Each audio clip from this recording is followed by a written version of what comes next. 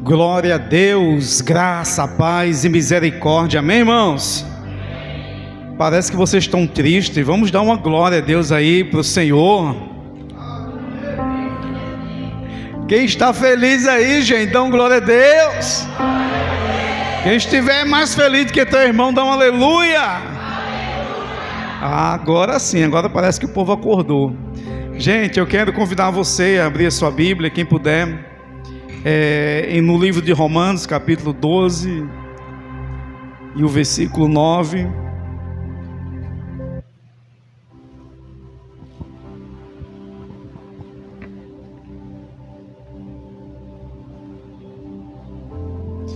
Romanos capítulo 12 e o versículo 9. Quero compartilhar uma palavra que eu acredito ser do coração de Deus para o nosso coração.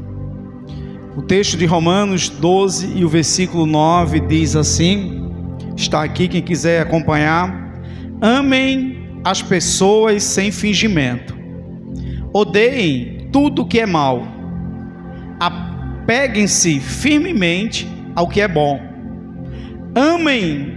amem-se com amor fraternal e tenham prazer em honra uns aos outros.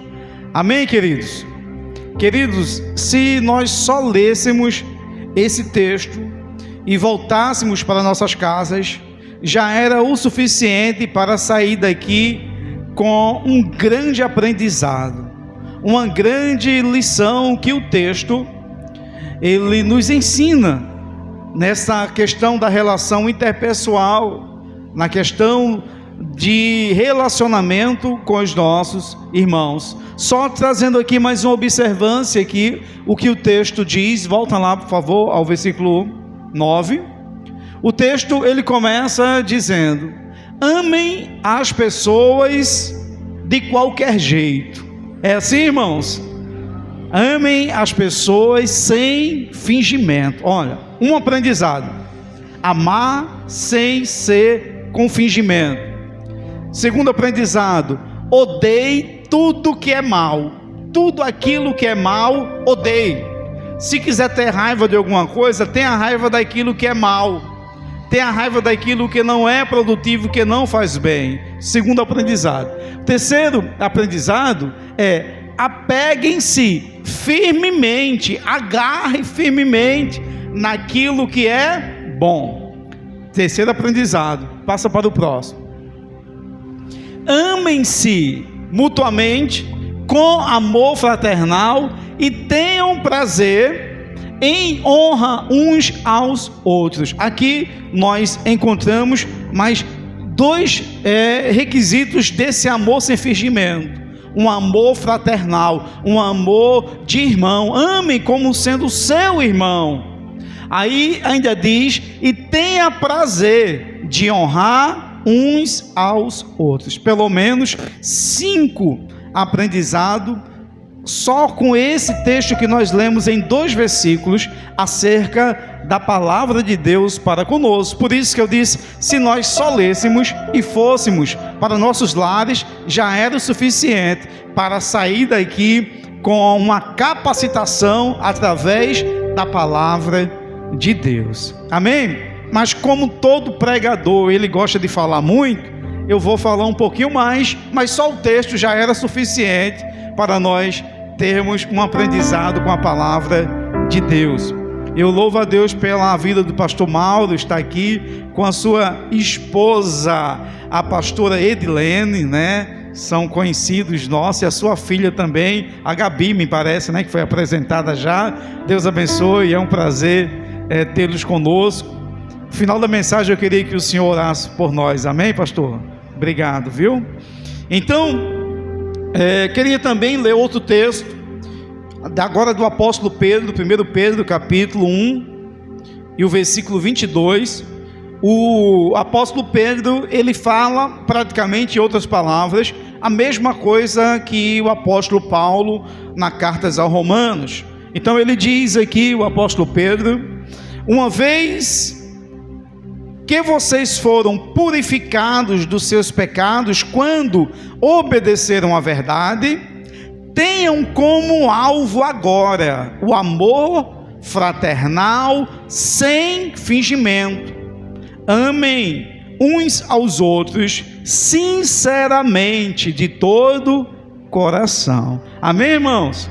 Então os irmãos sabem que nós estamos esses dias trabalhando com a série de mensagem que fala sobre a igreja nos lares, e nós temos como referência a igreja primitiva, e nós já citamos, já falamos que esses irmãos, eles viviam em uma comunhão tão grande, que a igreja era edificada através da comunhão entre os irmãos, que os irmãos tinham prazer de estarem um com os outros, que os irmãos tinham prazer de cultuar no templo, mas também nas casas. Eles tinham prazer de compartilharem o pão um com o outro, e a palavra de Deus diz que essa igreja, por esse espírito de unidade, de comunhão, chamava a atenção de todas as pessoas que conheciam aqueles irmãos. Então a Bíblia diz que a simpatia daquela igreja, que ia crescendo,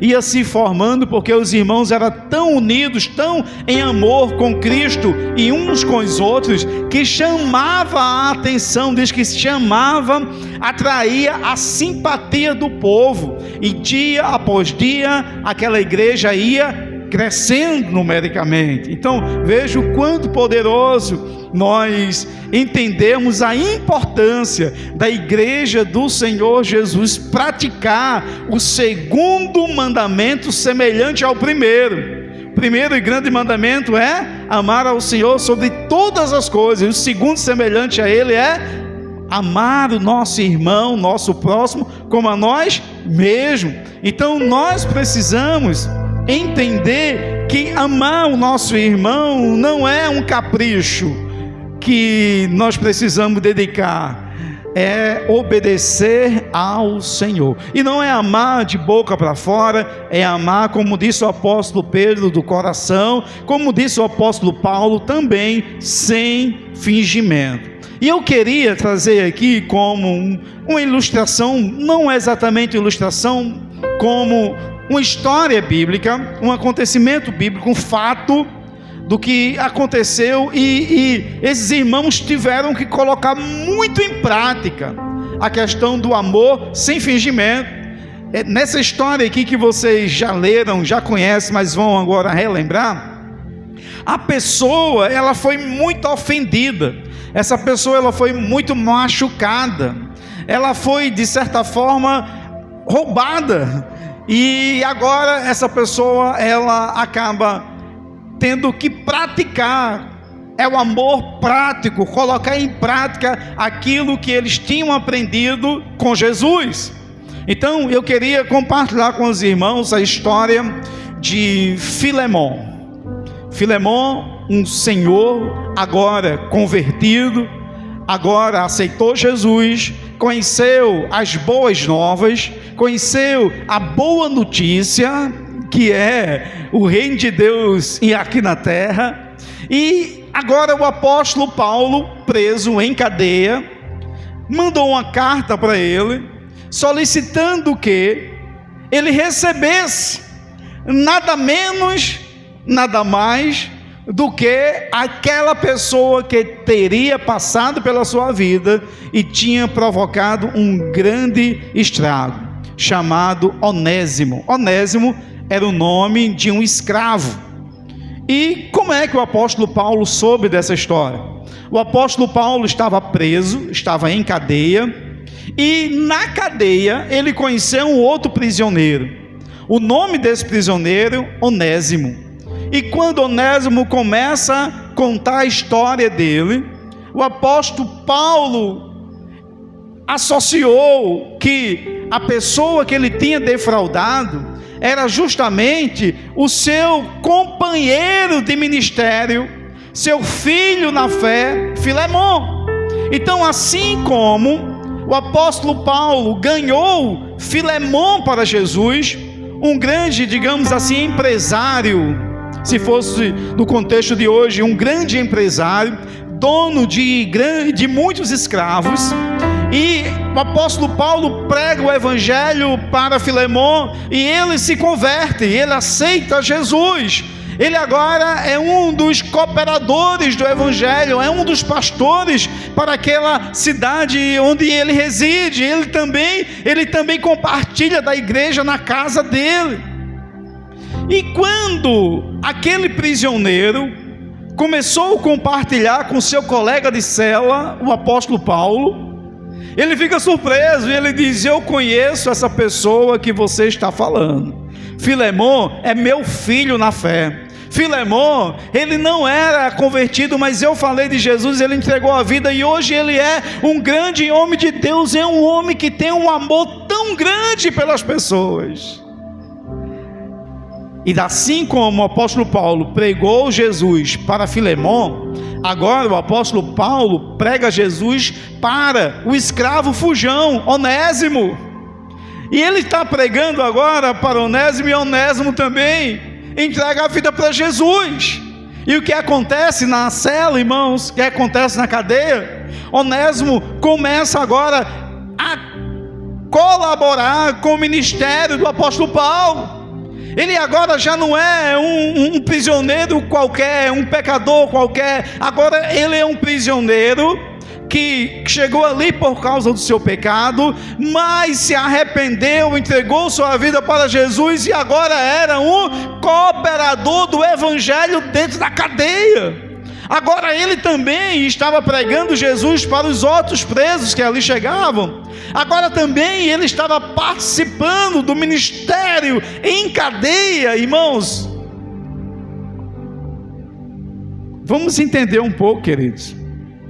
Para a glória de Deus nós temos liberdade, podemos ir para qualquer lugar, podemos, se agora você decidir, eu quero visitar um amigo que mora lá em Recife, você pode ir. Se eu quiser ir na casa de um parente, vai ser tarde da noite, mas você pode ir, porque você tem liberdade para transitar onde você quer ir. Mas a situação aqui, eles estavam presos, em cadeia, mas o chamado que Deus compartilhou com eles, que Jesus compartilhou com eles, eles estavam colocando em prática na cadeia. Eles podiam estar ali se lastimando. O apóstolo Paulo principalmente: foi que eu fiz para estar aqui preso? Que pecado eu cometi para estar passando pelo sofrimento, pela humilhação dessa? Que erro foi que eu cometi para ter sido julgado e sido condenado, sentenciado a anos aqui nessa jaula, nessa cadeia? O apóstolo Paulo poderia ter motivo suficiente, mas ali ele estava fazendo o que, irmãos? Ele estava fazendo aquilo que foi chamado para fazer pelo Senhor, pregando o evangelho. E às vezes nós, com toda a liberdade que nós temos, às vezes nós nos limitamos. Mas é tão difícil fazer uma ligação para alguém para dizer que Jesus ama. Mas é tão difícil sair de casa de tarde, no sol quente desse, para ir na casa de um irmão, de uma irmã que está precisando de encorajamento. Eles estavam presos, estavam fazendo a obra do Senhor. E agora, aquele ex-escravo, fugitivo, pecador, estava participando do ministério do apóstolo Paulo na prisão. E é quando nesse meio o apóstolo Paulo escreve para Filemon e fala para Filemon: Filemon, eu queria... Vamos ler o texto, queridos. Filemon, capítulo 1. O livro de Filemon é apenas um capítulo, recomendo que os irmãos depois leiam ele todo. Filemon 1, versículo 8, Naldinho, por favor, vamos ler do 8 ao 21.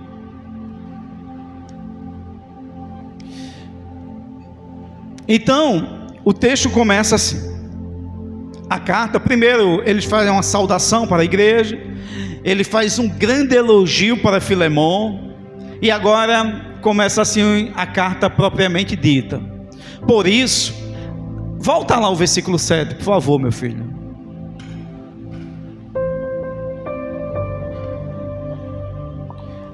Isso, aí, versículo 7.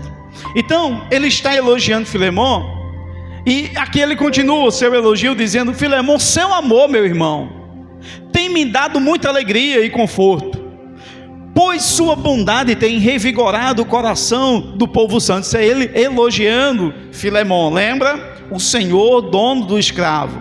Agora o versículo 8: por isso, ainda que pudesse exigir de Cristo que você faça o que é certo. Por que ele está dizendo isso? Ainda que eu pudesse exigir em Cristo que você faça o que é certo, porque ele exercia o ministério do apostolado, ele era liderança sobre a vida de Filemon. Ele apenas poderia dizer: irmão, você converteu em Cristo Jesus?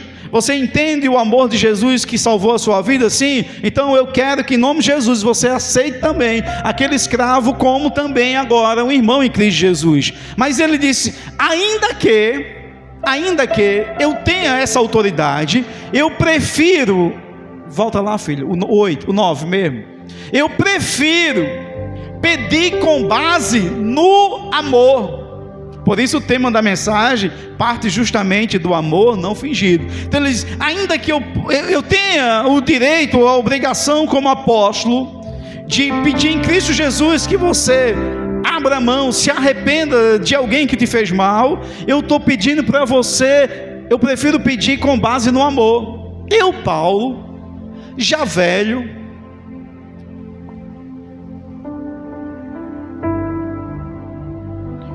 pronto, vamos lá, eu vou lendo aqui.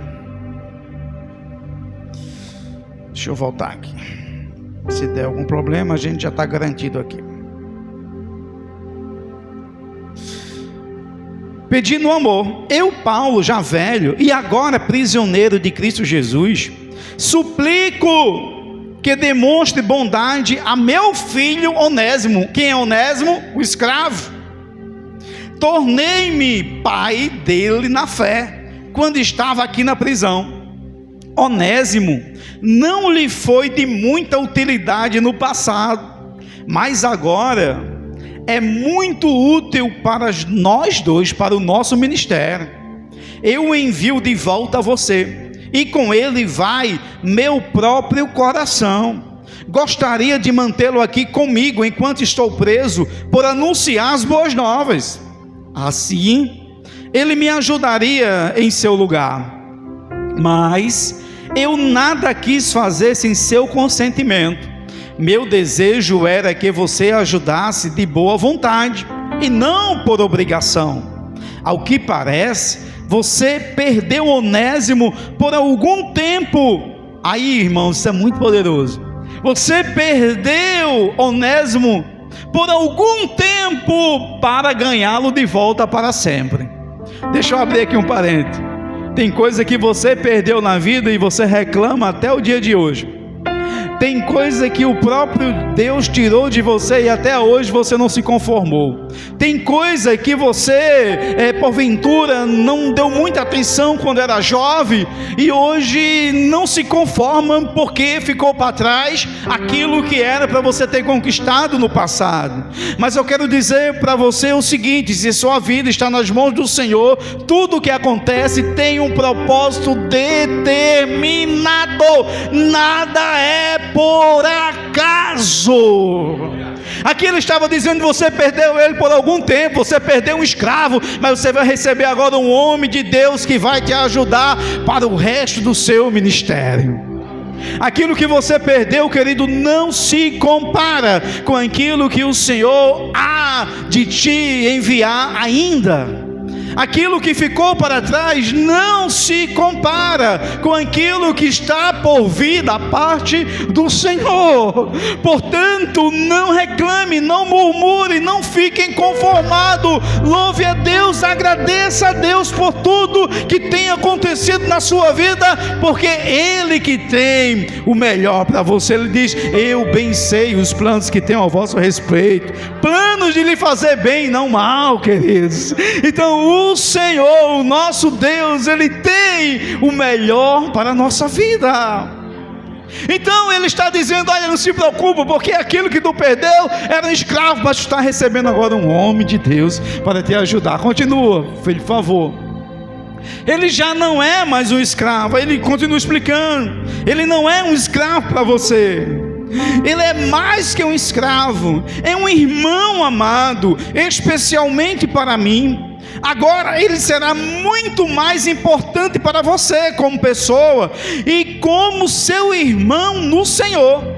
Portanto, se considera seu companheiro na fé, receba-o como receberia a mim. Se ele o prejudicou de alguma forma, ou se lhe deve algo, cobre de mim. Eu, Paulo, escrevo de próprio punho, eu pagarei, e não mencionarei que você me deve sua própria vida. Eita, irmãos, aqui também ele abusou um pouquinho, né, irmão? Aqui o apóstolo Paulo foi um pouquinho irônico, né? Olha, quanto Onésimo lhe dever, eu lhe pago. Não se preocupa não, que eu não vou cobrar não, que foi eu que fui usado por Deus para salvar a sua vida. Eu vou dizer para ninguém não, vou dizer para ninguém, vai ficar um segredo para a gente, tá bom, Filemão? Irmãos, não é assim, irmãos?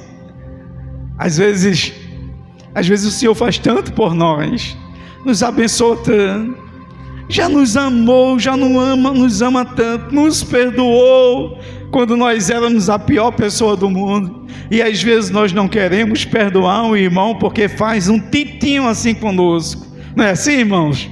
Não é? Ah, se Deus passasse na nossa cara o que Ele fez por nós, nós teríamos um pouco mais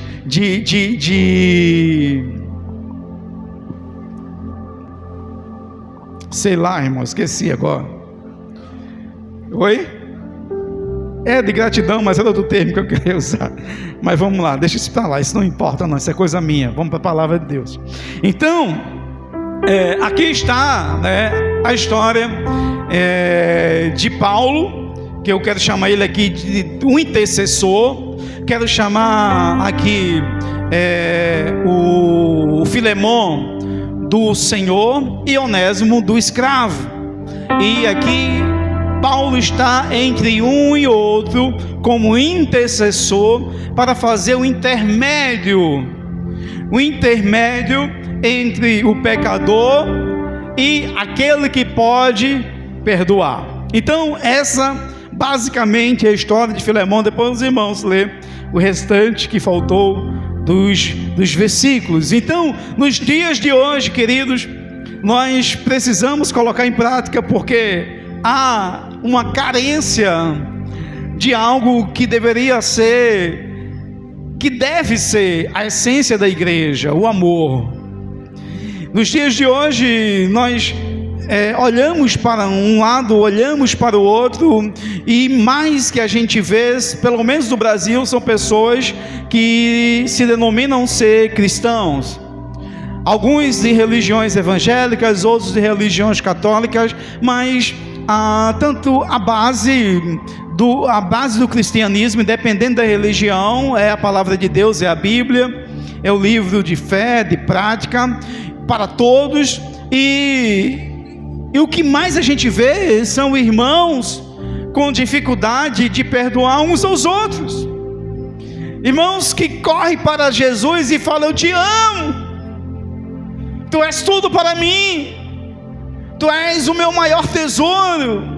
Canta canções, música, eu te amo, mas eu te amo, e quantas vezes faz declarações de amor, mas às vezes olha para o seu irmão ao lado e fala: que vontade de matar essa pessoa, que vontade de bater nessa pessoa, que raiva eu sinto desse meu irmão. Como também disse o apóstolo João, acho que foi o apóstolo João: como você diz que ama a Deus se você não ama o seu irmão?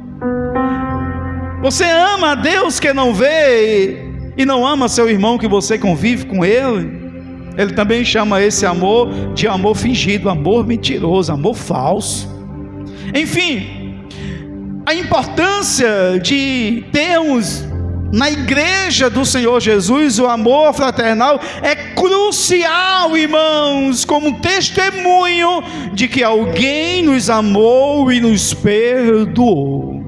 Não é, como eu já falei, um capricho, não é algo a mais que a gente deve fazer, deve ser a base fundamental do Evangelho, o amor. Se nós amamos a Deus, precisamos também amar os nossos irmãos, como Jesus nos amou, como Ele se entregou por amor. Irmãos, quantos motivos Filemão poderia agora retornar ao velho homem e dizer: o que, rapaz? Esse cabra sem vergonha aprontou comigo na minha casa, possivelmente fugiu, levou alguma coisa com ele, a Bíblia não diz os detalhes, mas possivelmente roubou também alguma coisa quando saiu da casa de Filemão. Olha como o mundo é pequeno, né? Olha como o mundo dá volta, às vezes a gente fala isso, né? Olha, quando alguém precisa da gente, a gente ajudou, depois a pessoa virou a cara, a pessoa esqueceu da gente, aí de repente essa pessoa precisa de novo, aí às vezes a gente diz: olha como o mundo dá volta, tá vendo? Eu sabia que ia me procurar de novo, agora vai ver. Agora não vai ser como da primeira vez, não. Agora eu vou tirar o couro. Não é assim, irmãos? Diga que não, pelo amor de Deus, não é assim não, né? Isso fica só no nosso pensamento, mas a gente não faz isso no nome de Jesus, né? Quando chega a gente ajuda de novo, amém, queridos? Então, Filemão agora recebe essa carta de amor, e nessa carta de amor, irmãos, ele precisa praticar algo que foi algo mais doloroso para Jesus. Seus últimos dias na terra, suas últimas horas na terra, os últimos minutos na terra, a palavra de Deus diz que todo o pecado da humanidade, toda a opressão, toda a acusação estava sobre Jesus. E Jesus agora tinha a oportunidade de amaldiçoar todos aqueles que tinham lhe feito mal, ou tinha a oportunidade de perdoá-los para todo sempre. Pai, perdoa-os, eles não sabem o que fazem. O peso, o pecado de quem não cometeu estava sobre Jesus, o fardo estava sobre ele. Satanás, principados, potestades, todo tipo de classe de demônios estava agora atormentando Jesus, porque ele assumiu todos os nossos pecados. Nunca assassinou, mas agora ele assumiu o pecado de assassino. Nunca roubou, mas agora ele estava assumindo o pecado de ladrão. Nunca adulterou, mas agora estava assumindo o pecado do adultério. Nunca prostituiu, todo o pecado do mundo estava sobre ele. Não era simplesmente uma pessoa que levantou um falso. Não era simplesmente uma pessoa que não agradeceu o bem que você fez. Todo o pecado da humanidade estava sobre Jesus. Mas agora ele assumiu, ele fez justiça em nosso lugar, assumiu todo o peso da humanidade e disse: Pai, perdoa, eles não sabem o que fazem.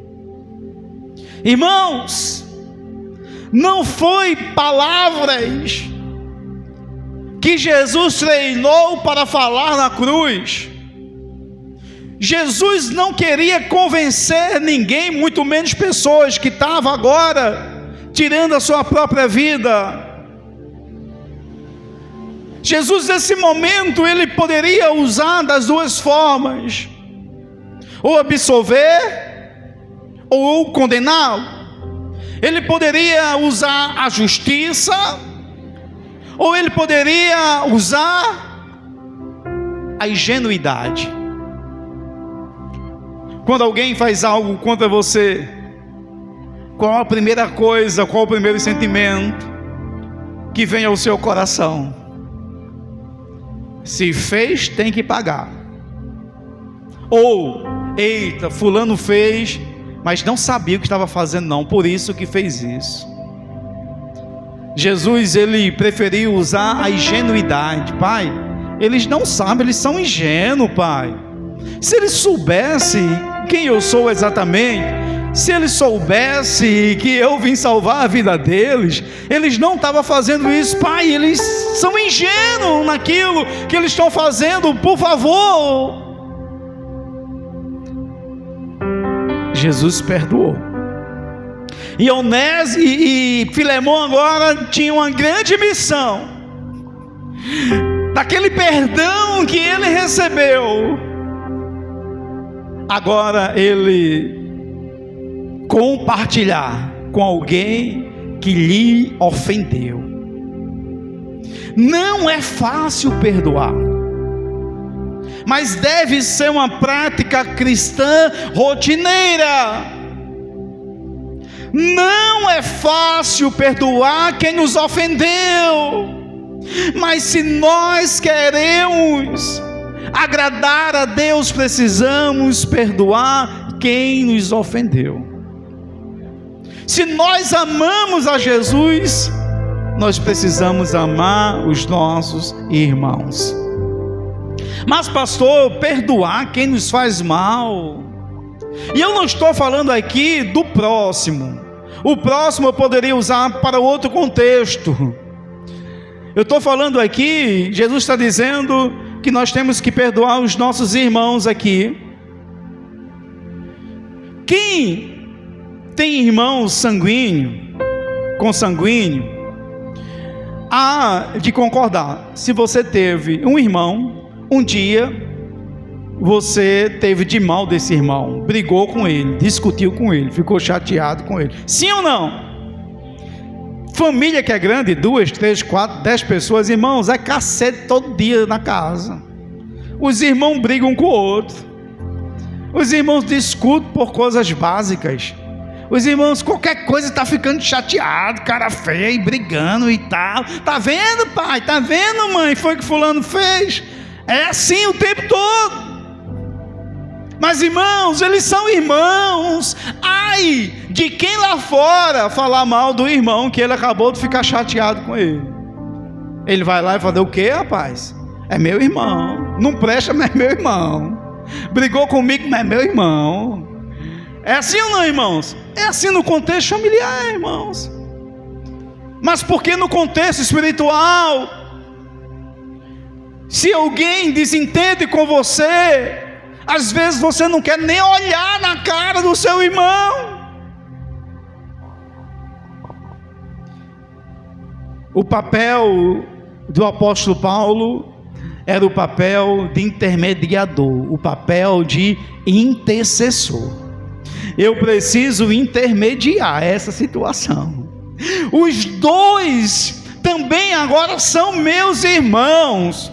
Os dois também faz parte da mesma família. Os dois, nós três temos o mesmo pai.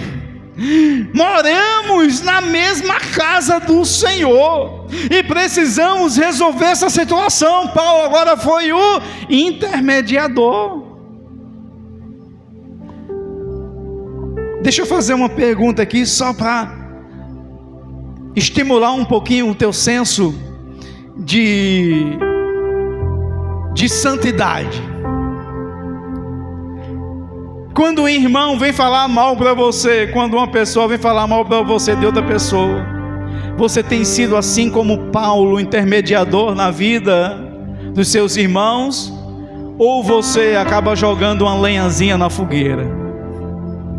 não responde, por favor, porque eu sei que você está entre a primeira opção. Você é aquele que, assim como Paulo, está sempre intermediando como intercessor. Não, irmão, você não entendeu bem. Não, irmã, não foi isso que ela quis dizer. Não, irmã, se falou isso, irmã, olha, vai até ela, pede explicação, que talvez, irmã, ela vai explicar melhor para você. Mas não fica falando para os outros, não. Quem sabe ela vai explicar, ele vai explicar para você o que foi que aconteceu com essa fala mal entendida. Irmãos, olha o papel do intercessor. Olha o papel, queridos, daquele que é intermediador, que fez a mesma coisa que Jesus fez por nós. Nós não merecíamos, mas ele foi a ponte. Ele foi o intercessor. Inclusive, ele ainda é o intercessor. Na Epístola de João diz que ele está à direita do Pai intercedendo por nós como advogado fiel. Então ele continua sendo o nosso intercessor. Nós também precisamos ser intercessor dos nossos irmãos, e não às vezes colocar mais lenha na fogueira. Precisamos ajudar. Fazemos parte da mesma família, fazemos parte da mesma família em Cristo Jesus.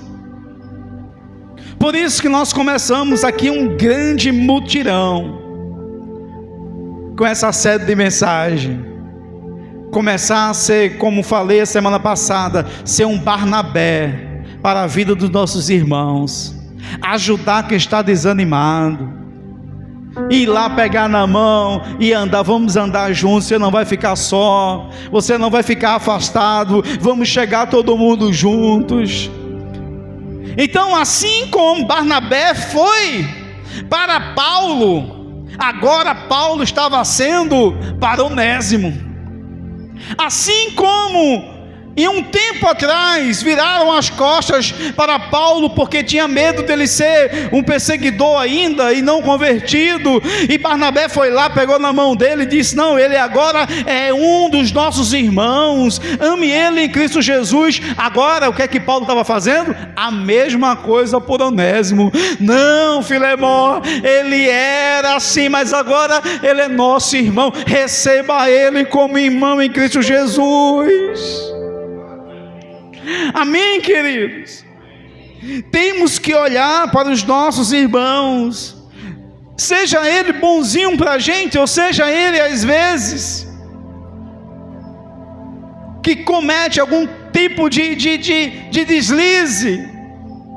Temos que ser amorosos para com todos, no sentido de não ficar com sentimento de tristeza no nosso coração, nos tornar refém de uma pessoa. Queridos, olha, tem gente, e eu espero que não entre nós, mas tem pessoas, e muitas pessoas de mundo afora, que estão doentes fisicamente por falta de liberar perdão. Tem pessoas que estão em um quadro de ansiedade, depressão terrível, porque alguém lhe fez mal e essa pessoa não tem coragem de perdoar, não tem coragem de liberar essa pessoa do seu coração. Quando nós, irmãos, negamos perdão, nós nos tornamos escravos daquela pessoa. Alguém nos fez mal, e a única coisa de nós nos livrarmos dessa pessoa que nos fez mal é liberar perdão. Quando a gente libera perdão, a gente tira aquele mal que acabou atingindo o nosso coração, a nossa alma, e jogamos para fora.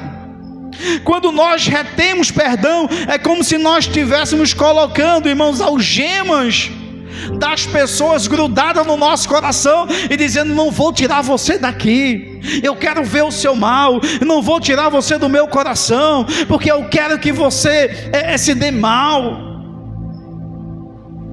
Mas quando nós liberamos perdão sobre a vida de uma pessoa, nós tiramos aquele fardo, tiramos aquela opressão. Tiramos, irmãos, aquela mágoa que feriu, mas eu não consigo esquecer. Glória a Deus que você não consegue esquecer. E isso quer dizer que você é muito bom da sua psique. O ruim seria se você esquecesse de tudo.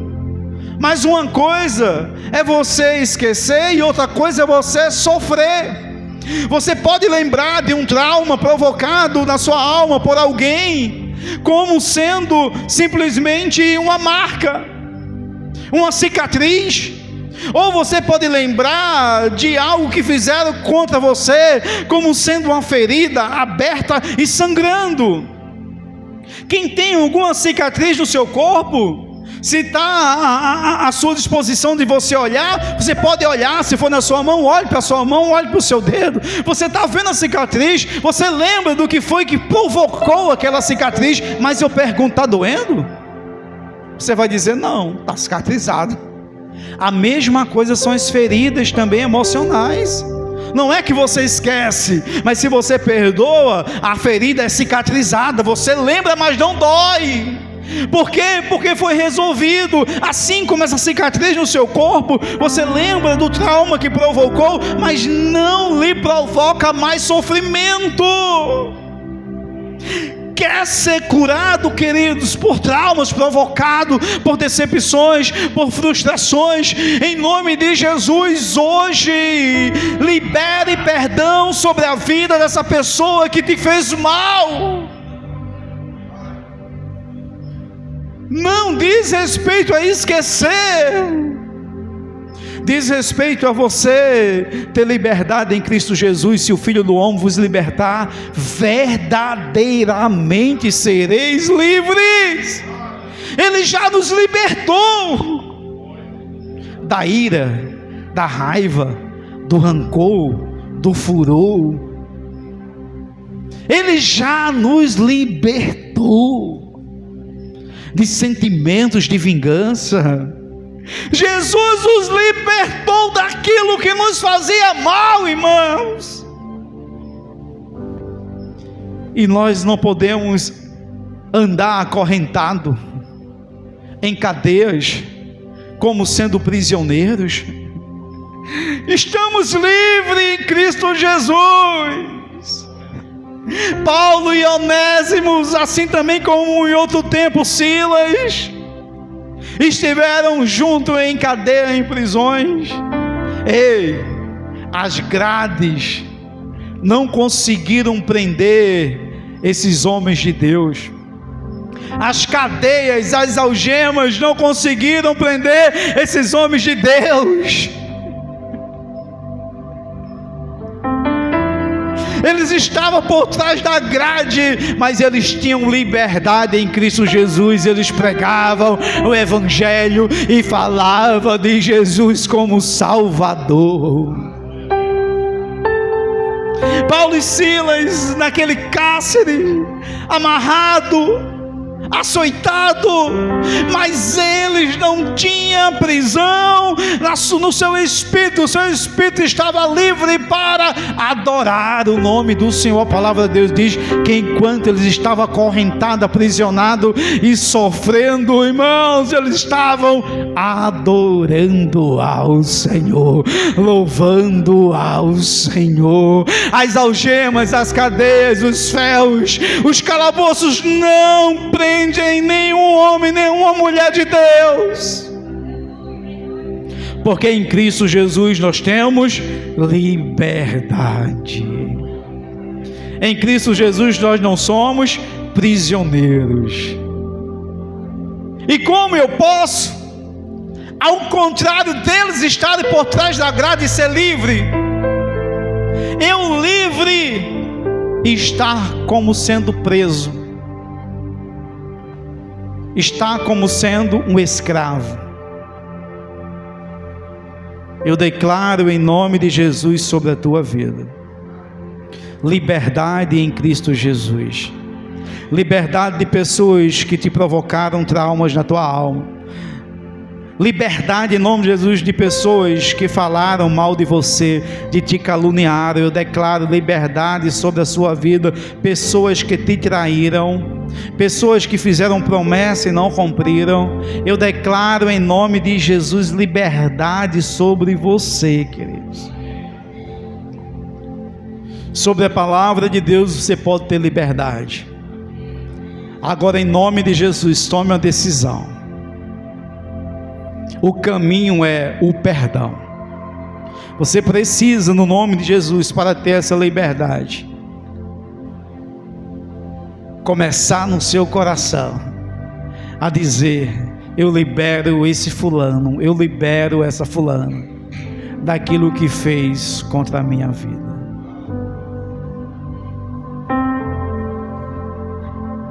Por algum tempo você ficou sem o seu escravo, Filemão, mas agora você vai ter um irmão por muitos anos de vida. Ei, queridos, tem pessoas que está arrependido de algo que fez contra você, mas não tem coragem de chegar e pedir perdão. Seja você um homem ou mulher de Deus, libere perdão para essa pessoa, ganhe o amor dessa pessoa. Diga para essa pessoa: a partir de hoje eu quero ser seu irmão, eu quero ser sua irmã. Em que eu puder ajudar, eu estou à sua disposição.